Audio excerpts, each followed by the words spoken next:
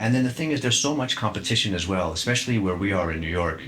There are eye care providers across the street, around the corner, and it's not uncommon for a patient to come in with a Ziploc bag full of multiple eye drops and say, I don't want to use any of this stuff that they got from the guys around the corner.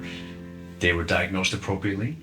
The medication choices were appropriate, but there's other stuff happening on the front of the eye that wasn't addressed, and it's in those gaps that people lose confidence. They say, I've been coming to this place for months, I've been using these drops as prescribed, I still don't feel great.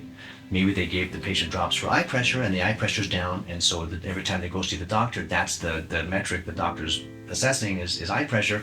Doc says, you're doing great. Patient leaves saying, but I still don't feel well. I'm still not seeing properly. There's a lot of other stuff happening on the front of the eye. And there is a lot of promotion as well and partial education around ocular surface diseases and anterior ocular inflammatory disorders that's for different reasons tries to sweep a lot of this stuff under the umbrella of dry eye. And I get it, some people are on label for dry eye, their devices are indicated for dry eye, so the more stuff that's swept under there, maybe the better for them in some way, but it's partially accurate. There's a lot of other stuff happening on the front of the eye as well that is intermingled with dry eye, but mechanistically the same treatments for dry eye don't really address these other entities.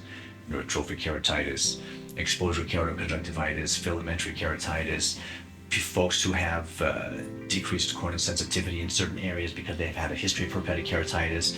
Some folks have overworn their contact lenses and have corneal neovascularization as well. You think of the cornea as an immune privileged tissue, and even if there's a little neovascularization, the immune privilege of the cornea is to some extent now and forever compromised.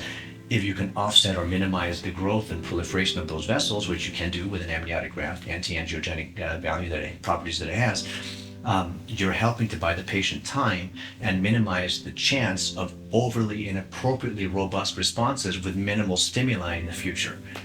So it's a great thing. And if we think about it, all of us in optometric practice seeing folks with corneal staining, the idea that if they're not complaining, I'm not going to do anything really doesn't work, because patients can bring the same expectation that they got from going to see their primary doc, they can bring that to the optometric practice as well.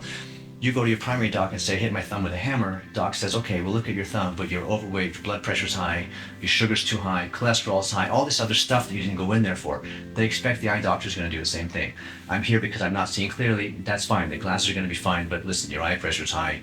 You have, different things happening on the front of the eye. You have reduced corneal sensitivity. We want to treat you by introducing nerve growth factor with this amniotic graft. There's so much other stuff that should be coming up. If you look through the slit lamp, you see corneal staining, they're not complaining, the staining's not central, so they're still reading off 20/20, and you go, and you let it go. Well, the eye wasn't red. Well, maybe they used a little of a vasoconstrictor in the morning. That's become their habit, even though hopefully they shouldn't do that, but maybe they're doing that, hiding the redness, and you didn't catch it. You figured their eye's not red, they're not complaining, let them go.